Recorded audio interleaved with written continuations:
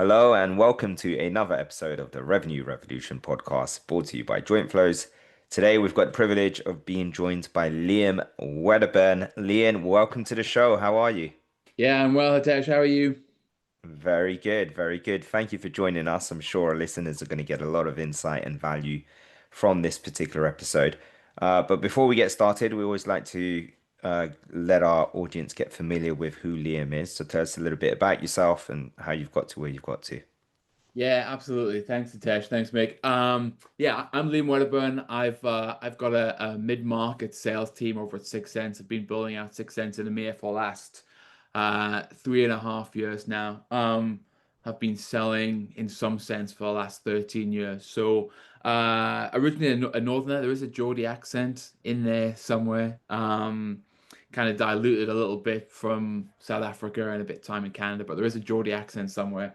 Um, yeah, running a mid-market team and really focused on um, just trying to build out a really professional, really successful, high-performing team of sellers, right? So I think a lot about frontline coaching, how I can enable teams, and also just trying to navigate what is a funny old sales market and environment at this point in time. Absolutely. So just so our listeners get all the context they need, tell us a little bit about the deals that your team work on. What's the typical deal size? How long are the average sales cycles? Who's typically involved? How technical is it?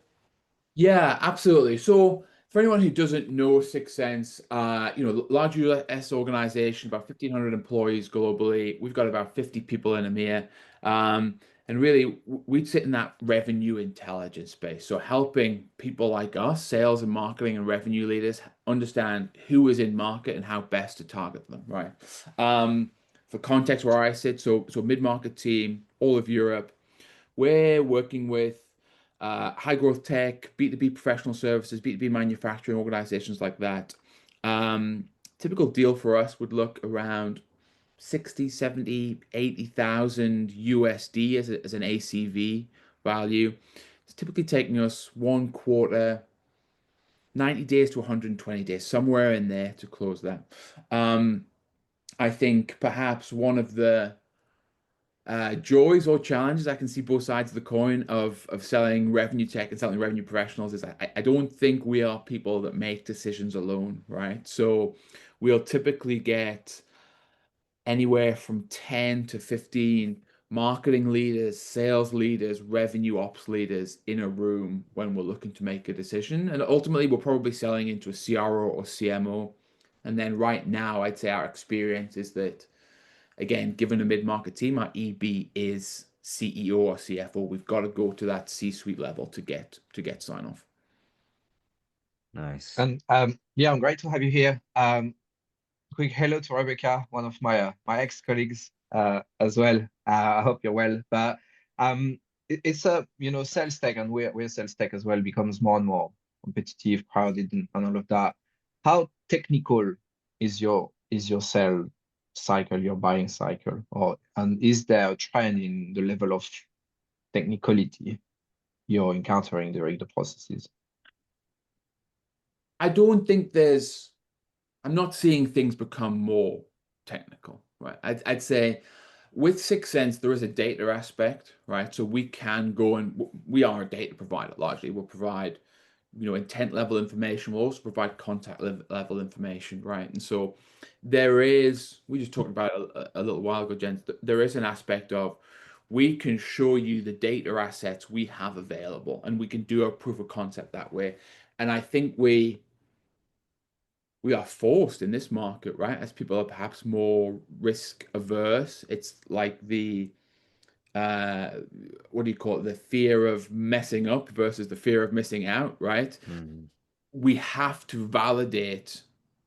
So perhaps not more technical, mate, but more validation is needed right now in a more risk averse market.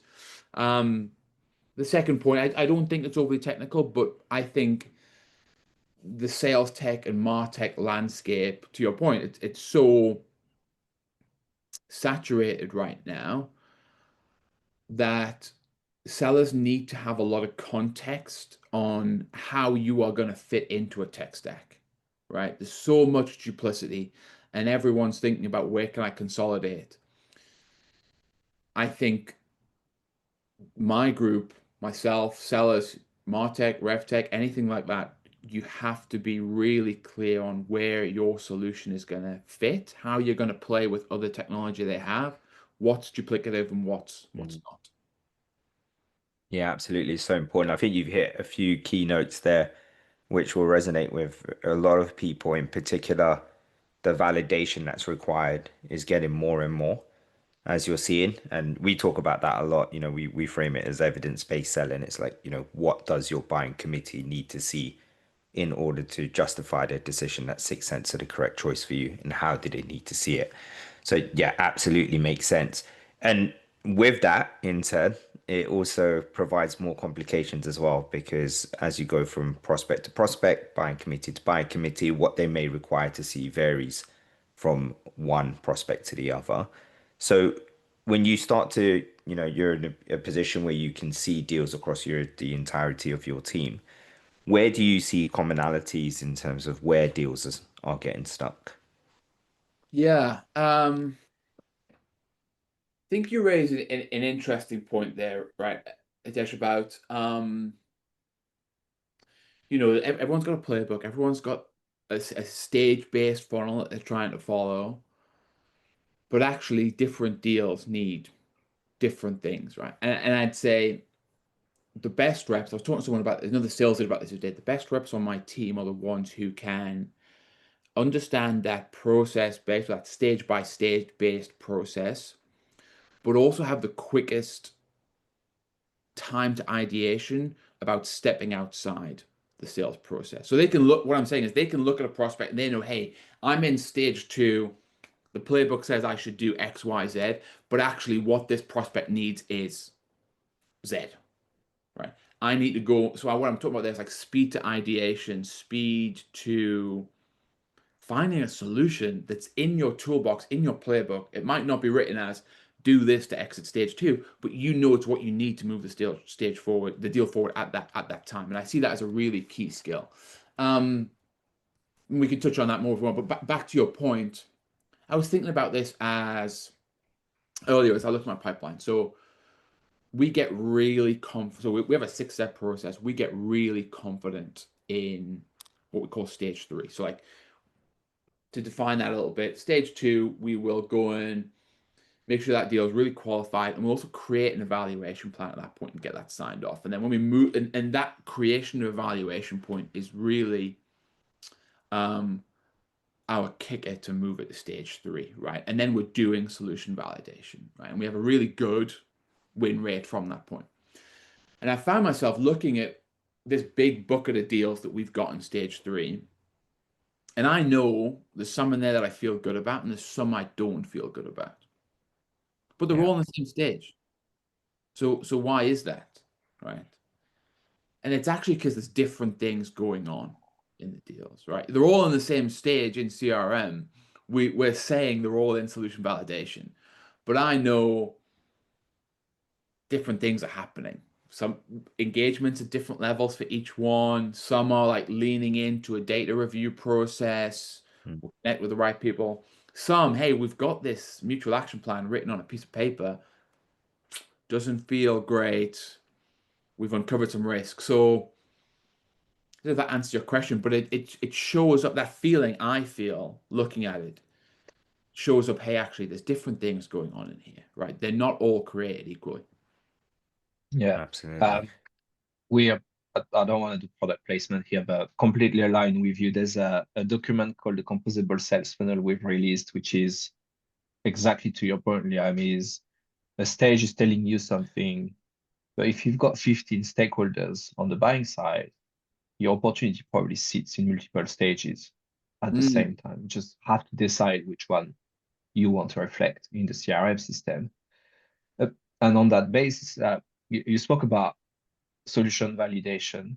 Like we've got an opinion where when you buy tech, you do three types of due diligence. Typically, you do solution compatibility in terms of features, mhm. functionalities. You do technical compatibility in terms of integrations, but also the legal framework. Is it compliance and all of that? Yeah. And then you do financial compatibility, which is okay, I'm expecting X amount of return on my investment. Does that look like I'm going to achieve it?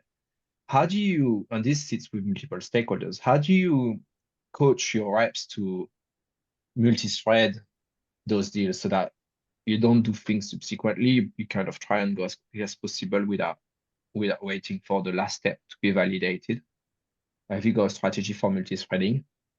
Yeah. In my previous role, previous 6sense, we actually had a stage in our process that we called stakeholder alignment, right?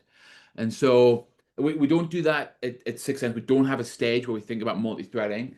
Um, but our key there is early and often, right? So I'd say early in opportunity, we're thinking about getting to a vision match, right? Have we identified a problem that we agree on? And are they notionally agreeing that 6sense could potentially solve that problem? We're not vendor of choice yet, but hey, there is a problem. We're all agreed 6sense could potentially solve. That is a vision match for me, right? I look to then take that to as many people as possible in the organization, right? So really commonplace for us, we might start with a CMO, or we might start in the CMO's office. We know we need sales leaders. We know we need RevOps as well. We don't have a one size fits all. Maybe I'm going to go direct. Maybe I'm going to get that person to introduce me. That's a great champions test. But I really think very early on, we've got to get around all key stakeholders and build out the vision match and the why for them, right? We've got metrics internally that shows, I think, don't quote me on these exact numbers, I can get it, but if we can get to 5 stakeholders engaged in an opportunity, and we use Gong, it's super easy to see how many people you got engaged. We can get to 5, our win rate doubles, right? Yeah. So we know we have to do that early. We know we have to do it often. And we do incentivize our BDRs on that as well. So before stage 2, if our BDRs can bring more people in, we're incentivizing them on that multi-threading as well. I love that. That's great. So you spoke about multi-threading early and often, which is great. You've also spoke about at the same time you can have multiple deals sitting in the same stage, but you know there's different things happening in each of them as well. So that must make it difficult, or I'm not going to put words in your mouth. How does that impact your ability to have confidence in those opportunities then to be able to forecast it and say, hey, you know, Jane over here has this opportunity in stage 3, and so does Bob. But I know that Bob's deal or Jane's deal, whichever one we pick, is more likely to close on the date that we're talking about at the moment. Yeah, that is the challenge for all of us, right? Mm, And that can be incredibly difficult. Again, we talked earlier, gents, about like market conditions, right? I would say there is more, this is just my personal experience, there is more volatility and uncertainty in the market right now than I've seen at least back to COVID in many years of my career, right? And that makes it hard for me, for reps, for all of us to accurately forecast, hey, we're going to close this one, we're not going to close that one, right? mm, I think that I got to go back to medic, right? That's the only way I know how to do it, right? And I think if you code it properly and you work out what each stage of medic means for you, you start to see, and again, we did this 6sense, we did this really deeply at my previous spot allocator.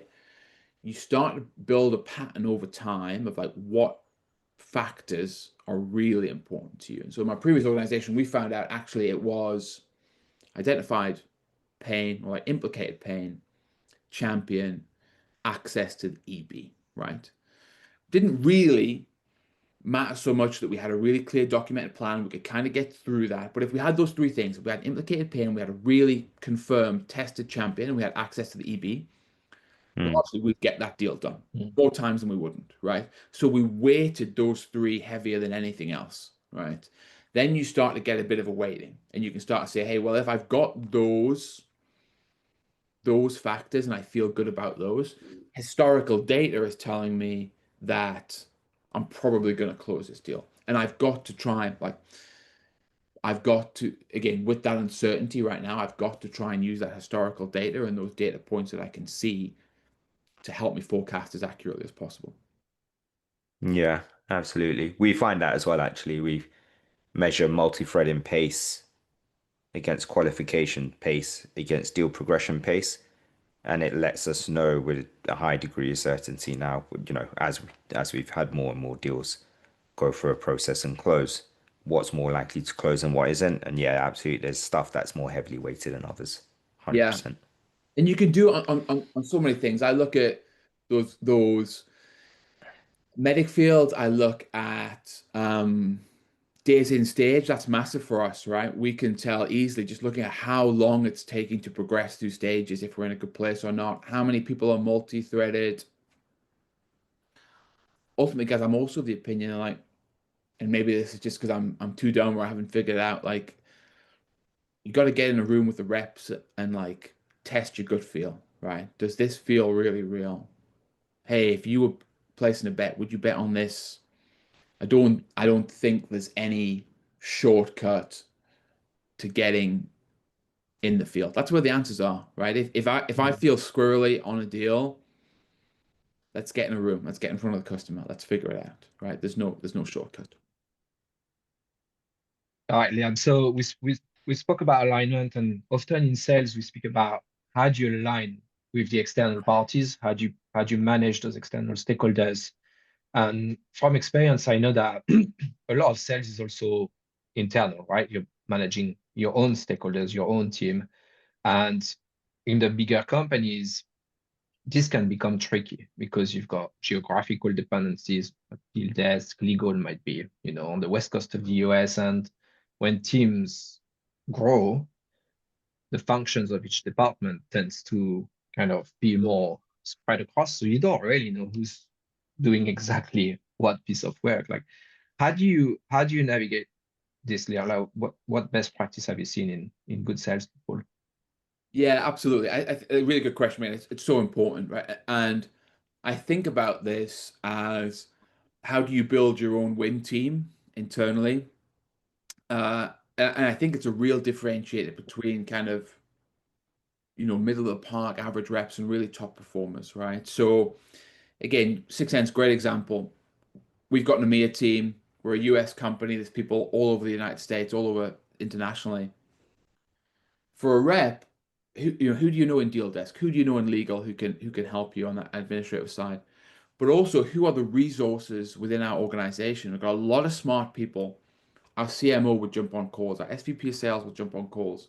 Got a guy called Kerry Cunningham, who's an ex-Forrester analyst, who produces a lot of research for us. He'll jump on calls.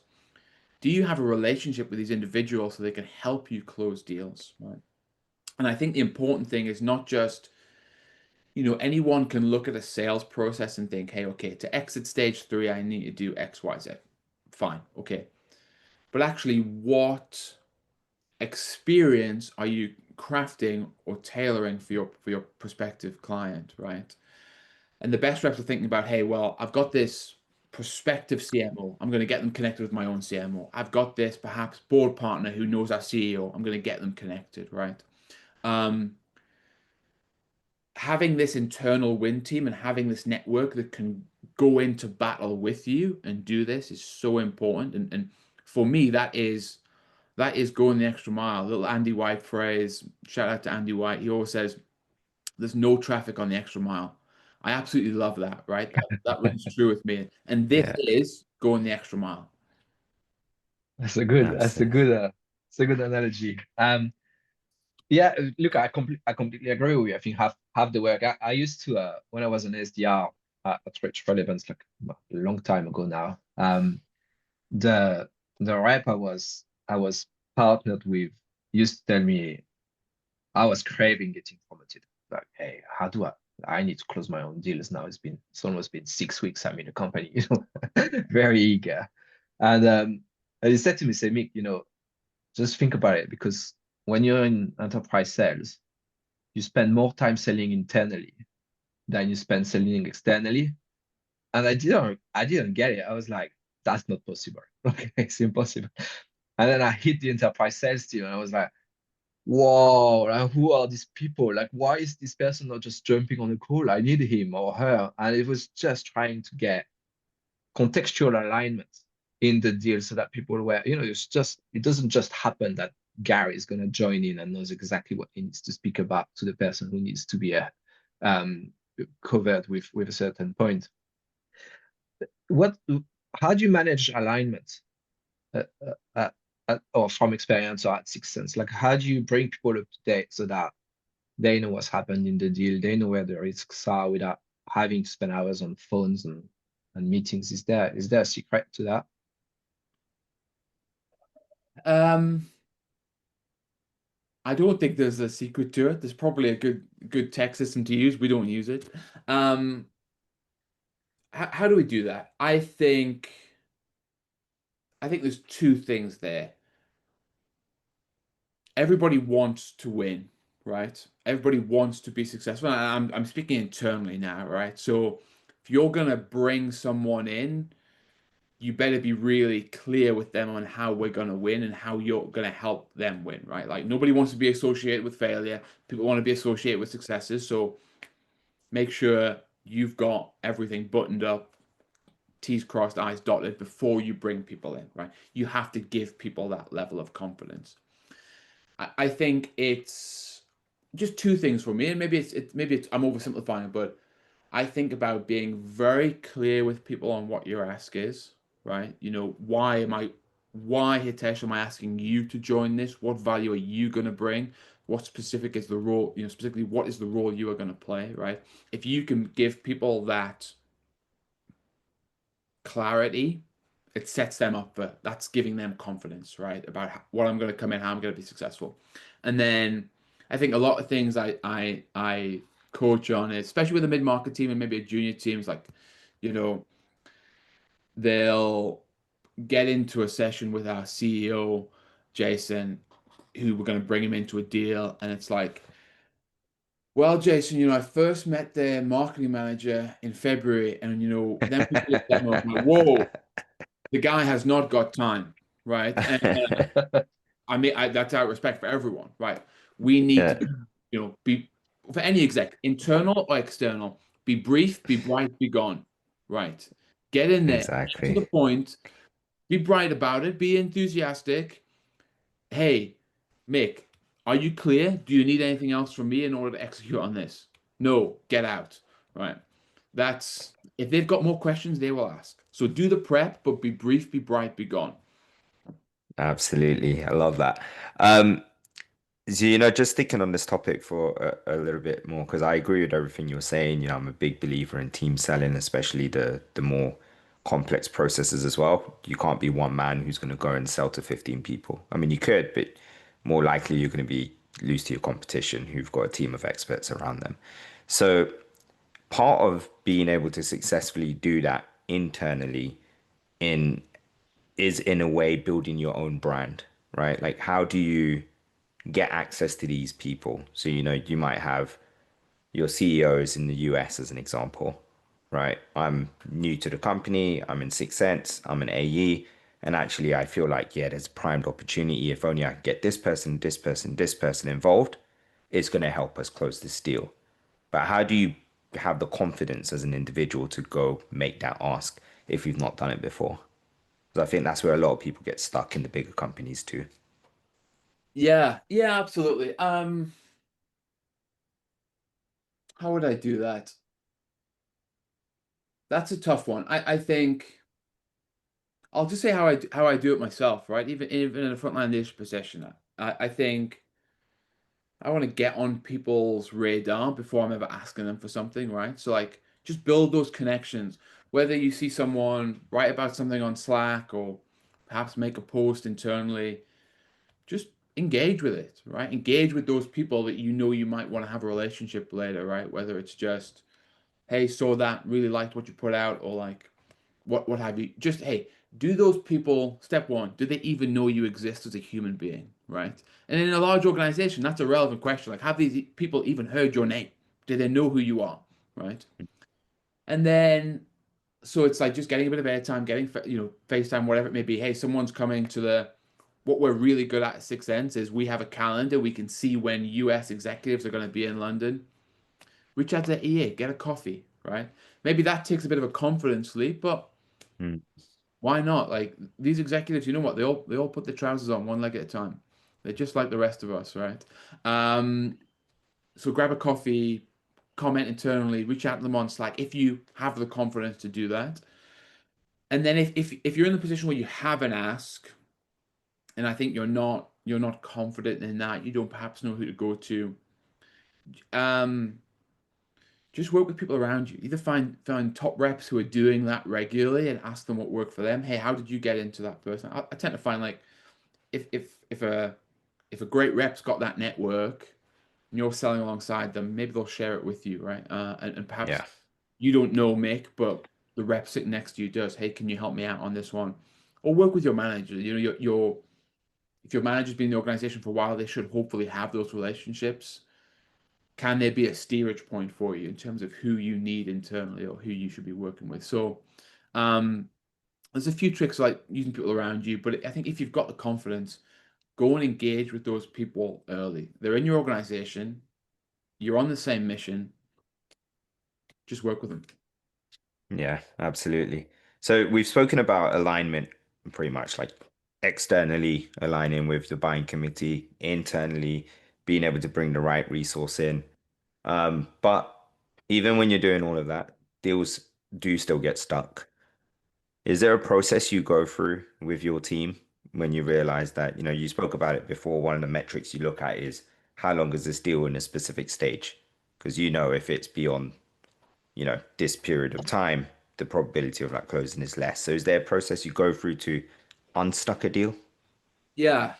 I I fundamentally think if we are thinking something is progressing well, if a deal's progressing and it sticks, sorry, we've missed something, right? There's something in the world for that buyer or that team that we have not fully understood, right? Um, and then so I just think about my whys. I think about, I run a bit of a loop like why change, why now, why 6sense, why not? And I always run it in Mm, that way around. And then if I get stuck, I just go back a step, right? Because I've missed something, right? So let's say I'm stuck on why 6sense, right? I clearly have not articulated my drivers, or I've not clearly understood what their change reason is, or specifically what they're looking for, right? I'm not the uh preferred vendor at this choice. I haven't got that why 6sense point. I've missed something. Let me go back. If I get stuck on why now, I missed something in why change. There is not clearly the big enough compelling reason to act. Let me go back a step and see what I've missed, right? I think ultimately that's the mental framework I try and run through it. The worst position is when you get to that point, you're stuck, you got a single point of contact. We've mm, all been there and it's horrible, right? That's the hardest to come back from.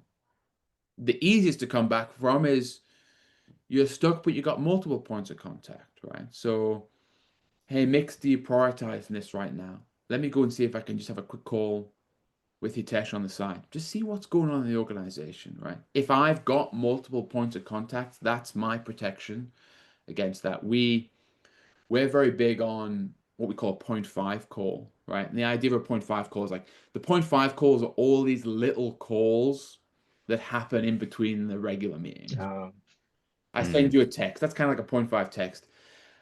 Hey, Hitesh, you're out tomorrow, so I just give you a quick phone call on the mobile. I'm just going to bring you up to speed for 5 minutes. That's a little point five call. I learned so much on those calls, right? And mm. so multi-threaded and using those point five engagements is how I would try and unstick. yeah, I love we that. say the deal's in the pocket when you reach the pocket, which is if you can get on WhatsApp terms, you have a good chance to be getting the deal. And if you don't get on WhatsApp or whatever, but like direct messages, there's a good chance you're never gonna get the deal because you don't have this rapport with the person and you don't back to, the inbox back Yeah. and forth. Yeah, All cool. absolutely. It sticks with me so early.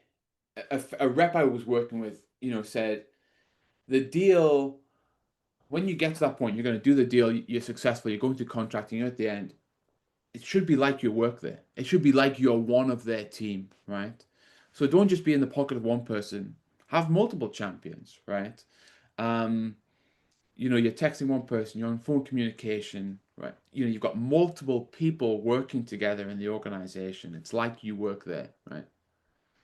The flip side of that is I think we should all tell ourselves earlier when that isn't the case, right? We've all been in the deal where actually I'm just doing email with one person, or I'm doing email with two people. I'm not texting anyone. I don't have multiple people engaged. And Yeah. we're like, I'll get through it. It's not great, but I'll get through it. We got to tell ourselves earlier, this is not, something's not right here. Yeah. We had Harry Monkhouse on the podcast maybe a few quarters ago now, Nice. and it's he his point of view was to always challenge your status quo and not kind of overestimate your position. So it's a really good podcast. And I love the guy as well. He was saying, look, I go to my prospects and I ask them genuinely, I don't think I've got a good business case right here. If you give me this business case, I don't think I'll get this approved. But can you help me fix that? I've got gaps here. Here, I don't have a number I can latch on. I'm being completely honest with you. But I think the ability to self-reflect and challenge yourself is super hard. Like it's a very hard thing to do without anyone probing you for. Like, and it seems like you're doing something very similarly. I mean, in terms of questioning your position and not taking anything for granted. Like, how did you learn that? So yeah, I love that, and I love Harry. He's a great mind. It's a similar thing I can tell you guys. So our team name, a team at 6sense, OTPS, only the paranoid survive. And I believe that. And I don't mean it in a way of like you got to overstress or you got to, not that. That's not what I'm going for. You got to, it is so hard to do deals. Let's just say that, right? To get to everything we've talked about, you now have to be a project manager. You have to be an expert in change management, right? You're operating in an environment where fear of messing up is perhaps bigger than the fear of missing out, right? So actually, you should be paranoid about that deal to a certain extent, right? Because a million things could go wrong, right? So you always have to challenge your position. What am I missing here? What am I not clear on? One question, I'll give a shout out to my boss, Andy Champion, because he posed this to me about 3 or 4 months ago, and then I use it all the time now. He just said, we were talking about a deal, and he said, hey, fast forward a month, your reps has marked that deal dead lost. What happened? And he just set my brain running through every reason why we were going to mark that deal dead lost. And then obviously we go and work on it, right? But I love that question. Hey, like let's imagine we lose this. Why? Why did we lose it? What went wrong? And it just sparks the brain whirring, right?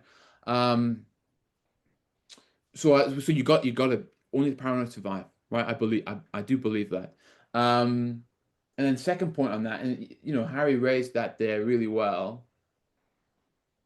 Just have that conversation. This is like kind of lifting the fourth wall, right? Sometimes we think too much that like, hey, we're gonna get on this call and like, hey, I'm gonna have to play the sales guy, and you're gonna have to play the prospect, and let's just stay in our role, right? Just have it. They're human beings. Just have an open. We should be trying to get to the same thing. Just have an open conversation. So I coach your team a lot around like, if you feel it, if you feel in your gut, I don't have something, something's not right. Just have that conversation. Hey, Mick. I actually don't feel super great about the business case we've built out so far, and I wouldn't really feel confident putting this in front of your CFO. I think we've got a few gaps. Can we work on that together? Right? Because you know what? If you say no, there's my answer. Right? Mm. We're done. But if you say, hey, Liam, yeah, absolutely. What gaps do you got? Let's build it together. We're in. Yeah. Absolutely. Awesome. Well, Liam, I feel like we could speak about 100 other topics to do with sales because you're a fountain of knowledge, but unfortunately, it is time to wrap. And we do have somewhat of a closing tradition as well. So our last guest has left a question, which is going to be asked to you. And after you ask it, you will then leave a question for our next guest as well. So the question that's been left for you is, what was your toughest moment in sales and what did you learn from it? Mhm.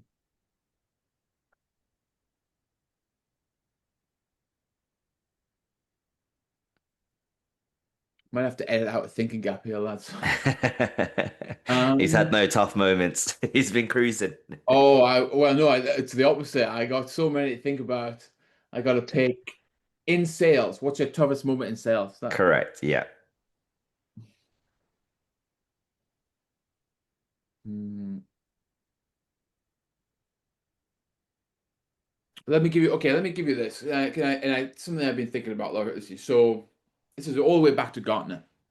So for a time, I don't know if the record still stands. I had the fastest deal out of onboarding at Gartner. I started on the floor. Gartner do this great like 8 week onboarding academy. I started on the floor on Monday. I closed the deal on the Friday. There's another story behind how I got like about the deal itself. But first deal, first week, names and lights, thumbs up, great. I didn't close another deal for like 7 months after that. Right. So a real dry period. Couldn't seem to get any breaks. You doubt your internal confidence. I hadn't been in this job long. You doubt, continuing in the role. Shook me a lot, actually, just thinking about it. That was the time someone gave me Bill Walsh, The Score Takes Care of Itself, the book. Right? Highly recommend that book for anyone who hasn't read it. And it's just about the inputs, right? The overall idea being if you take care of all the inputs, the score will take care of itself. Right? Mm. And that's when I think something clicked for me about consistency, right? What's not important is actually you got the lucky deal in the first week. What's important is that you have consistent, ongoing inputs and structure, right? That consistency over time beats everything else. And ultimately, it came back. Ultimately, closed more deals, I hit my number, and that consistency paid off in the end, right? So maybe it's the consistency piece. Maybe I kind of like that. I think it's a Marines phrase, but it's like, tough times don't last, tough people do. I like that. That lines up with Yeah. consistency. But that's it.